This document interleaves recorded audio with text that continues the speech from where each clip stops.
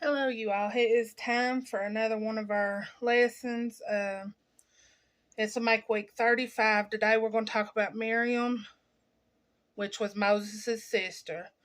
But in this lesson, we're also going to talk. I know I did a lesson on Jochebed a while ago. We're going to talk about Moses' mom, which was Jochebed. And then we're going to talk about Pharaoh's daughter in this one, too. And her name was Thermuthis. And let's see. Miriam, Moses' sister, asked Pharaoh's daughter if she needed a nursemaid, then brought Moses' mother and assisted Moses in delivering Israel. So we're going to read from Exodus chapter 2, 1 through 10. And it says, And there went a man of the house of Levi, and took to wife a daughter of Levi, and the woman conceived and bare a son. And when she saw him, that he was a goodly child, when she saw that he was a goodly child, she hid him 3 months. And when she could no longer hide him, she took for him an ark of bulrushes, and daubed it with slime and with pitch, and put the child therein. And she laid it in the flags by the river's brink. And his sister stood afar off, to wit what would be done to him. And the daughter of Pharaoh came down to wash herself at the river, and her maidens walked along by the river's side. And when she saw the ark among the flags, she sent her maid to fetch it. And when she had opened it, she saw the child, and behold, the babe wept. And she had compassion on him, and said, This is one of the Hebrews' children. Then said his sister to Pharaoh's daughter, Shall I go and call to thee a nurse of the Hebrew women, that she may nurse the child for thee? And Pharaoh's daughter said to her, Go. And the maid went and called the child's mother. And Pharaoh's daughter said unto her, Take this child away and nurse it for me, and I will give thee thy wages. And the woman took the child and nursed it. And the child grew, and she brought him unto Pharaoh's daughter, and he became her son. And she called his name Moses. And she said, Because I drew him out of the water. Let's see. It says to read the notes in the bottom, so 2, 1 through 10. It says, Few stories in the Bible are more familiar than that of Moses set afloat in the waters of the Nile, and his rescue by the daughter of Pharaoh. Exodus 2 shows how God's hand is at work in the history of Israel, preserving the life of one child who would become Israel's deliverer. Okay, and then read Exodus 15, chapter 15, 20, and 21. Chapter 15, verses 20 and 21. It says, And Miriam the prophetess, the sister of Aaron, took a timbrel in her hand, and all the women went out after her with timbrels and with dances. And Miriam answered them, Sing ye to the Lord, for he hath triumphed gloriously. The horse and his rider hath he thrown into the sea. And then we got to read Numbers. There's a lot of reading with this one. Numbers chapter 12, verses 1 through 15. Numbers chapter what? 12. I didn't mark it right. I marked chapter 2.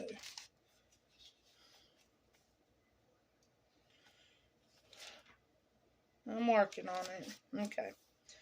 And Miriam and Aaron. Now Aaron was Miriam and Moses' brother. Spake against Moses because of the Ethiopian woman who he had married, for he had married an Ethiopian woman. And they said, Hath the Lord indeed spoken only by Moses? He had not spoken also by us. And the Lord heard it. Now the man Moses was very meek above all the men which were upon the face of the earth. And the Lord spake suddenly unto Moses, and said unto Aaron and unto Miriam, Come out ye three unto the tabernacle of the congregation. And they three came out. And the Lord came down in the pillar of the cloud, and stood in the door of the tabernacle, and called Aaron and Miriam, and they both came forth. And he said, Hear now my words. If there be a prophet among you, I, the Lord, will make myself known unto him in a vision, and I will speak unto him in a dream. My servant Moses is not so, who is faithful in all mine house. With him will I speak mouth to mouth, even apparently, and not in dark speeches, and the similitude of the Lord shall behold. Therefore then were ye not afraid to speak against my servant Moses. And the anger of the Lord was kindled against them, and he departed. And the cloud departed from off the tabernacle, and behold, Miriam became leprous, white as snow. And Aaron looked upon Miriam, and behold, she was leprous. And Aaron said unto Moses, Alas, my Lord, I beseech thee, lay not the sin upon us wherein we have done foolishly, and wherein we have sinned. Let her not be as one dead, of whom the flesh is half consumed when he cometh out of his mother's womb. And Moses cried unto the Lord, saying, Heal her now, O God, I beseech thee. And the Lord said unto Moses, If her father had put spit in her face, should she not be ashamed 7 days? Let her be shut out from the camp 7 days, and after let her be received in again. And Miriam was shut out from the camp 7 days, and the people journeyed not till Miriam was brought in again. Okay. And I think the last thing we need to read is, it says Numbers 20:1. So, and then we got to go to Deuteronomy. Let's see.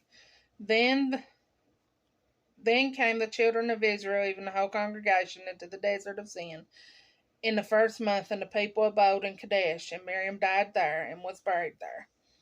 And then 20:1. When the Israelites came in the first month to the desert of Zin and stayed at Kadesh, Miriam dies and is buried there. Miriam is a leading female character in the story of Exodus. This account of her death sets a somber mood for the rest of the chapter. And I didn't mark Deuteronomy, of course, to make it even more of you all having to sit here and wait on me look stuff up. 24:9. Okay. Remember what the Lord thy God did unto Miriam by the way. After that ye were come forth out of Egypt. Okay. That is all our reading out of the Bible. The meaning of the name Miriam in Hebrew is wished for a child. Miriam is also an old form of Mary, it said. And then Pharaoh's daughter, her name was Thermuthis, meaning Egyptian, which another form of Renette. And Renette meant mythical goddess of fortune. Now Moses' mom was Jochebed, and that was Hebrew for Yahweh is glory. And I thought it's pretty neat that Moses' mom had put him in that to float down the river. Pharaoh's daughter found him. Pharaoh's sister went to get Moses' sister went to get their mom to be the nursemaid. So the mom still was able to, they didn't know she was the mom, but she was still part of his life that way. It's the way God worked it out. Now in Mark 2, no, I had more reading. This is not to do with Miriam and that, though. This was just a little something I wanted to add in because I thought it was, I thought it was worth adding in. So we're going to go to Mark chapter 2, verses 3-5. It says, And they came unto him, bringing one sick of the palsy, which was born of 4. And when they could not come nigh unto him for the press, they uncovered the roof where he was. And when they had broken it up, they let down the bed wherein the sick of the palsy lay. When Jesus saw the faith of this man's friends, he said unto the sick of the palsy, Son, thy sins be forgiven thee. Let's see, chapter. While Jesus is speaking, 5 men arrive, 4 carrying a fifth who is paralyzed. When they realize they can get nowhere close to Jesus, they improvise a plan to go through the roof. Many first century homes had an outside staircase leading to a flat roof made of branches and sod. It would not be difficult to make an opening in the roof and lower their friend. And the reason I wanted to say that, in Mark 2, Jesus healed a paralyzed man because of his friend's faith. This is why your circle matters. This is why you need to watch who you have around you, who you're hanging out with. That's why your circle matters. You're only as good as the company you're keeping. And that is our lesson for this week. I hope you all enjoyed it. I sure enjoyed it. Next week, I will be back with our next Woman of the Bible Weekly. This lesson was long, and I hope that's not a problem. I love each and every one of you. If you have any comments, leave them below. Don't forget to like and subscribe if you're not already. I love each and every one of you. Be careful. Have a good week, and I will see you next week. Bye.